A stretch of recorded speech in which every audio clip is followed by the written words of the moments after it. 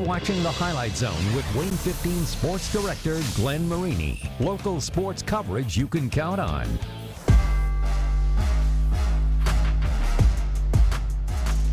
We have to match energy and match intensity going into the game. All their players are good players, not going to deny that. I think all the things are going to help us go far in the state run. All week long we've been talking about just stepping up to the challenge, and so I think this team is really going to do this. We're going to come to play, and we're going to bring that intensity. They're not going to back down. We'd like to think that defensively we're getting better each and every day. I mean, that's important if you're going to make a tournament run. We're looking forward to Friday night. It is win or go home, do or die, sink or swim. Whatever sports cliche you want to use, it certainly applies tonight. Yeah, it's ladies' night here on the Highlight Zone. We're talking girls sectional semifinals. Basically, you win tonight, you play for a title tomorrow. We've got 11 different sectionals. They hit up with over 20 games tonight, and we start with Colton Howard in your Highlight Zone Game of the Week. Colton. Glenn, and at least on paper, Columbia City and Homestead actually look pretty similar. The Eagles finishing second in the Northeast 8, posting 13 wins overall. Meanwhile, the Spartans finishing second in the SAC, posting 17 wins. Columbia City versus Homestead, it's your Highlight Zone Game of the Week. To Columbia City High School we go. The Eagles breaking in their new gym by hosting this 4A sectional. Second quarter, Molly Stock knows a thing or two about the three. The sophomore draining the triple in the corner, leading the Spartans in scoring with 12 points. Later in the second, it's Haley Urban pulling out all the trickery with this pass to Madison Woodward. The basket under the rim for two is good. Eagles trailing by 9 at the half. Third quarter, Stock down low to Ayanna Patterson. The junior muscles her way inside for the bucket. Homestead extending its lead to 20 points. But Ayanna Patterson with 4 fouls, spending most of that second half on the bench. She had 11. Without Patterson, the Eagles going to work. Driving inside through the contact, Rebecca Marshall getting the bucket to fall. The Eagles cutting that lead from 20 to 10 by the fourth quarter. More fourth quarter action off the inbound pass. Allison Stevens is good for the triple. That's 3 of her 11 points in this one. And then it's Stock again with the dagger. No question about that 3, and Homestead wins 45-33. It's really exhilarating. We're really excited. This is the times that we look forward to the entire year. We're a really great team, and we're just really excited to get after it tomorrow. I mean, we're playing, well, we don't know who we're playing yet, but we are really excited for our opponent. We're going to work hard, as hard as we can. We got a great group, and we work really hard together. You have to live in the moment. I mean, it's a really big experience going into a sectional final game with your teammates, so just be happy and be glad to be there. I'm excited that we've gotten this far in our season with our wins, and our team chemistry allowed us to get there, so I'm really excited for tomorrow's game. But who would Homestead get tomorrow? The speed of Southside or the grinded out Vikings of Huntington North? First quarter, the Archers coming out hot. Jasmine Combs letting loose from beyond the arc, splashing home the triple. Southside opening up the game on a 9-0 run. Still in the first, the Vikings gaining some ground back with this shot by Grace Sell. Bring her up for 2 points on the shot. Now to the second quarter, Olivia Smith driving inside with the ball. The fake and the finish done nicely. She had 10 points by halftime. A little more action in the second quarter, down low for Lamaya Woodson, the senior getting the floater to fall. Southside wins 53-45. So it's Homestead versus Southside tomorrow at 7:30 for the title. Glenn, back to you. Oh, that's going to be a good one. Hey, up in Waterloo, 4A sectionals hosted by DeKalb. First game of the night, SAC champion Carroll facing East Noble, and the Chargers showing why they won their first SAC title. That's Taylor Fordyce in the third. She had 16 points to lead all scorers. It was a 20-point lead for Carroll. Then you'll see Kayla Gibbs down low getting the 2 for the Chargers. It's 35-11, Carroll in the lead. Nevaeh Jackson, she had 12 on the game, and it was a 30-point lead for the Carroll Chargers. Ava Beiswanger, she had 10. That would lead the Knights, but simply too much Carroll. Sanaya Jackson with 2 of her 11 as Carroll rolls in this one, 69-35. Well, everyone has the same record in this. It's like a whole new season. Everyone's 0-0. So ours was don't overlook the team. We were playing for East Noble. We have to beat them first, and then now we're gonna try to beat Snyder. We got to come out and execute because we didn't do the last time when we played Snyder. So if we, whoever we play, we got to do a better job of taking care of the ball. They seemed pretty confident they were going to face Snyder, but the nightcap, Well, it was a pretty good one. Snyder and Northrop, the Panthers led by freshman Jordan Poole, who picked up a scholarship offer from Purdue this week. And, well, maybe she's a future Boiler. She drains the three right there, does the freshman, as the Panthers up by 5 in the early going. Amanda Thatcher going the other way for the ladies in white and orange. Tia Finnessy gets the bucket there for a young Snyder team. They are going to be tough. Second quarter, Destiny Jackson providing that senior leadership as Snyder wins 85-71 over Northrop. So we got Snyder versus Carroll tomorrow. 4A sectionals at Goshen, a great matchup on paper, and it was in the game. 17-5 Warsaw, 16-7 Northridge. This is first quarter action. It's Caitlin Krebs draining a 3 for the Tigers. They were up in the early going. Northridge right here, J.C. Walker popping one from about 15 feet there. This one back and forth all night. You're going to see Kenzie Ryman from straight away for 3 as Warsaw beats Northridge 36-28. The Tigers advance. They will take on Penn tomorrow for a sectional championship. Moving right along to some 3A basketball at Paul Bateman Gymnasium. The host, Garrett, ranked 3rd in the state in the 3A poll. They were facing Woodland, where the Railroaders. This is third quarter action. Woodland's Ava Smith with the bucket, and that cuts the deficit for Woodland to 10 at 35-25. So they were closing in, but hey, Garrett would close it out. This is Bailey Kellum with the and one right there. A 12-point lead for the Railroaders, and the big train starting to roll. Kellum with the layup right there off the feet from Natalie Armstrong. And then you'll see Faith Owen, who's been a closer for this team throughout the season. She gets the 2 as Garrett takes care of Woodland 50-28. We're having a lot of fun. Getting wins just adds to it. We just got to continue tomorrow. The mindset is to do everything that we can to get it done. Whether it's Angola or Bishop Dwenger, they're a good team, so we just got to come to play ready tomorrow. It feels good because, you know, these kids have done a lot, but they haven't played with the pressure of expectation, and they've had that all year long, and we've responded every single night. Okay, so who does Garrett get tomorrow? 3A number 13 Angola dueling with Dwenger. Early on, Dwenger looking good here. Kayliana Hamill with a 3, and the Saints have an early lead. However, the Hornets have been super hot since the calendar, I should say, turned to 2021. That was Hannah Knoll kicking it to Megan Nyson, and then you're going to see Knoll, the future Central Michigan Chippewa, looking and finding down low her partner in crime, Lauren Leach, for 2, and it's a 5-point Hornets lead. A little bit more. Off the steal here, it's Knoll pushing and finding Riley Peppel for a pair as Dwenger falls to this Angola team. 53-37 Hornets win. Hornets versus Garrett tomorrow. That should be a dandy. Hey, 3A sectional down in Ossian. Belmont ranked 12th in the state 3A poll. The Squaws taking on Eastern, and this one really all Belmont from the get-go. We pick it up in the third quarter. That's Faith Morris for 3, and you gotta have faith. Morris with the 3. She led all scorers with 16 points, and Andy Hines' team up 40-6. Yes, they had it rolling. Kayla Heckman with the 2 off the nice feed inside. You're going to see Sydney Keene pop the J here for Belmont as the Squaws roll over Eastern. The final in this was 65-21 Belmont. Late game at the Castle. 3A number 6 Norwell against Heritage. Is that a sign of the times right there? Kelby, my man, getting it done, cleaning things up. And, you know, Norwell's cleaning up early. That's Skyla Tomasek off the little backdoor cut for 2. And then it's Mackenzie Tolliver for 3. Norwell jumps out to a 15-1 lead in this one. Heritage, this is their first field goal. It's Shelby Shane with the long 2. She can shoot the basketball, but hey, so can Maya Shelton. Straightaway jumper from Shelton as Norwell wins it by 50, 81-31. We got Norwell versus Belmont, another great championship match set for tomorrow night. 3A sectional at Wawasee, 18-7 Lakeland, 16-5 West Noble. And as you might think when you hear those records, this one was close and it would go down to the wire. We start in the fourth quarter, tied at 38. Peyton Hartzell with the 3 as the Lakers take the lead, obviously on that bucket.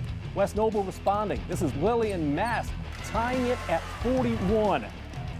13 seconds on the clock. Lakeland down 1. Madison Kyle for 3. You kidding me? And The heave from West Noble does not go. That's your game winner as Lakeland gets a big shot from Madison Kyle down the stretch to win 49-47. Final stop in 3A tonight. We got the late game at Wawasee, Tippecanoe Valley, and Northwood. Of course, Northwood with some great history in the past few years. We picked this one up in the first quarter. Tippecanoe Valley's Coretta Stiles nails it, and the Vikings take the lead. Northwood coming the other way. Good feed from Kendall Miller to Alea Minnick. She laid it in. Sydney Wagner for 3, but simply not enough as Tippecanoe Valley falls to Northwood in overtime, 62-61. Northwood moving on to face Lakeland tomorrow with a championship on the line. Well, with 4A and 3A in the books, it's time to take a quick timeout. But when we come back, we're talking about some big matchups in the small classifications. We're going to head to 2A sectionals at Eastside, at Fairfield, and in Manchester. Plus, we got 1A hoops at Fremont and Northfield. We're talking 5 more sectionals, 10 more games, all up next in the Zone. It's girls tournament time. We are the Norwell Nation. You're watching the Highlight Zone on your #1 sports station.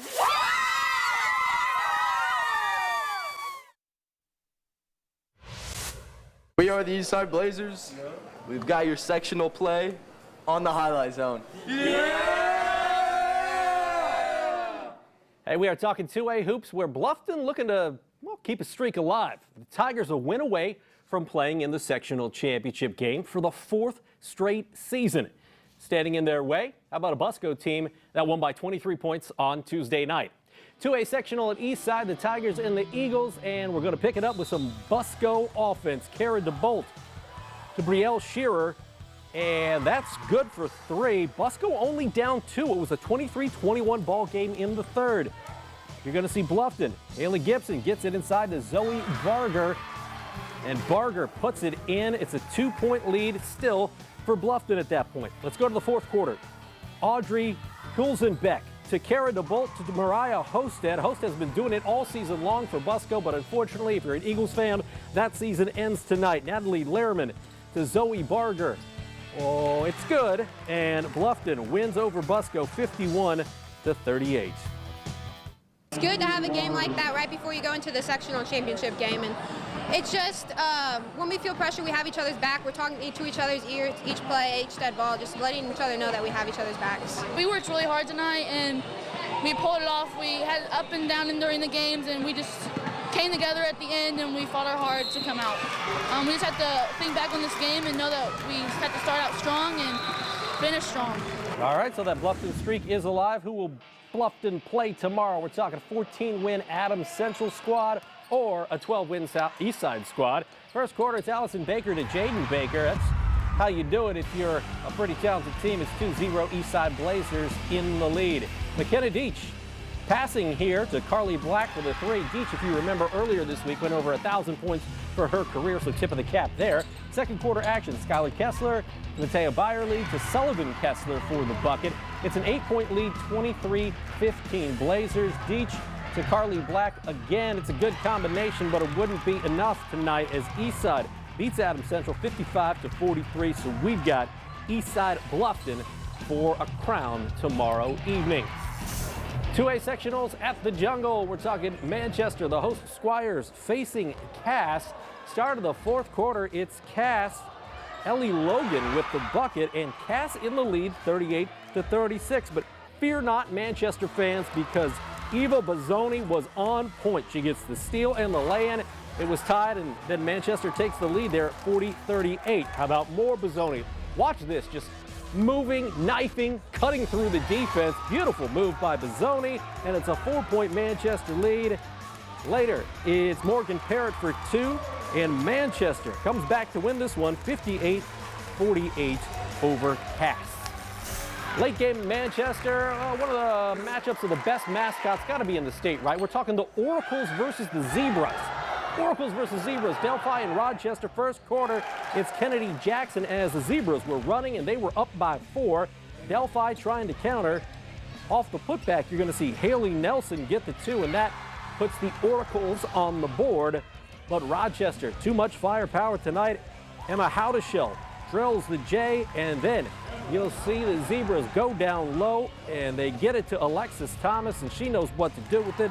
Delphi falls at Rochester in a good game. The Zebras 40, Oracles 37. Moving along, we're talking about a good one. 2A sectional at Fairfield, Prairie Heights and LaVille. Prairie Heights with a 64-point win on Tuesday in their sectional opener. It's Elena Boots with a buzzer beater at the end of the second quarter, giving her team some momentum going into the break. Helen Kwiatkowski for LaVille knocks the bucket and, well, then knocks the defender down, but you'll see Kaylee Batchelor to the rack right there as Prairie Heights takes care of LaVille 52-38. Well, it doesn't get much more even than this. We're talking about a 12-8 Fairfield team versus a 12-9 Bremen team. And, well, Fairfield's hosting this thing, and they made themselves feel right at home. Brooke Sanchez fires 1-3 there. Fairfield was hot from deep in the early going, but the Lions counter. Aaliyah Foster with a triple of her own, but Bria Garber is going to be one heck of a player when it's all said and done. Has an offer to play at the University of Cincinnati. A name to know for the future, no doubt, as Fairfield wins at 51-32 over Bremen. It's going to be Fairfield Prairie Heights tomorrow for the sectional championship. 1A sectionals way up there in Fremont. The Eagles taking on a Bethany Christian team ranked 11th in the state. We're talking Fremont, and off the miss, Bethany's Mariah Stoltzfus beats the third quarter buzzer, but Fremont up 23-21 as we head into the fourth. Fourth quarter, Jada Roanhouse. Your name is Roanhouse, you can shoot it, I know it. She drills the three. It's 27-23 as Fremont in the lead. Now, under a minute to go, Maya Reinhardt with the jumper cuts Fremont's lead to 1 at 34-33. But down the stretch, late seconds of this game, Fremont, ice water in their veins. Katie Burlew with the game-winning free throw as Fremont would win by 1 over Bethany Christian, 37-36. What a win. Hey, Blackhawk Christian ranked 13th in the state's 1A poll. The Braves facing Hamilton, and the Braves started hot, and they would stay hot. That's Lily Helmuth with the three, and a little bit later, Helmuth doing what she does, knocking down the triple as the Braves open this game on a 15-zip run. Now, Hamilton starts to get it going right here. Morgan Stuckey with the putback for 2. Next trip down court. Hey, why not give it to Stuckey? She drains the 3 for Hamilton, but simply too much Blackhawk Christian. This has been a team that's been good all season long. Aubrey Vanderdusen with the layup as Blackhawk wins over Hamilton 94-12. So we got Blackhawk versus Fremont tomorrow in the title game. 1A sectionals at Northfield. Both teams looking to turn things around in this postseason. We got Southern Wells, North Miami. Third quarter, Georgia Hanauer with the jumper, but North Miami up 36-24. North Miami looking to score, and you know Taylor Tinney can do it. She takes it to the hoop, and it's a 14-point lead for the Warriors. Southern Wells, Ava Minor with the bucket right there, but simply too much North Miami in this one. You'll see Allison Bowman answering from deep as North Miami knocks out Southern Wells. The final 59-47 over the Raiders. In the late game, Northfield coming in on a 12-game winning streak. The Norse facing a Lakeland Christian. First quarter, it's Northfield's Kenzie Bear with the layup, and they're on the board first are the Norse, but Lakeland Christian had it going a little bit here early on. Jessie Calizo with the scoop and score. And then you'll see more from Lakeland Christian. It's going to be Natalie Norris. Norris spots up and hits the 3. Lakeland Christian actually up 5-2 in this one, but Northfield, just so much talent. They can respond. Kenzie Bear for 2, and then you'll see Emma Hoover do her thing as Northfield goes on to win big, 82-21. We're the Fremont Eagles, and welcome to the Highlight Zone. Hey, they were hyped. Why not? They had a good win tonight, did Fremont, and as did many teams here in Northeast Indiana. Hey, the question is right now, who did it best? It's time to find out because it is time for your Gem of the Night, brought to you as always by our good friends at Peter Franklin Jewelers. And the honor, well, I had to go to Madison Kyle. Kyle, with just seconds left on the clock and Lakeland down 1, she drains the 3 as Lakeland would win it by 2 on this shot, 49-47. Lakeland over West Noble. The Lakers advancing to the sectional championship game, courtesy of your Peter Franklin Jewelers Gem of the Night. Congrats to the Lakers and the Madison Kyle. Well, after tonight, the girls' tournament games are going to be played all on Saturdays, which means the Friday night Highlight Zone is just going to be boys hoops from here on out. So next week, our game of the week, no doubt about it, 15-1 Blackhawk Christian hosting 14-1 Cathedral. In the SAC, Carroll at Northrop and Concordia at Homestead. We've also got Columbia City at Leo and Jay County at Heritage. That's next Friday on the Zone. Hey, finally, about some college hoops. PFW women with a Friday afternoon game at Youngstown State. Niecy Nelson's team trying to snap a 25-game losing streak. Unfortunately, they would not. The Dons lose this game 102-60, and the PFW men fall on the road by 10 at Detroit tonight as well. That's going to do it for the Highlight Zone. We'll see you next Friday right here on Wayne TV.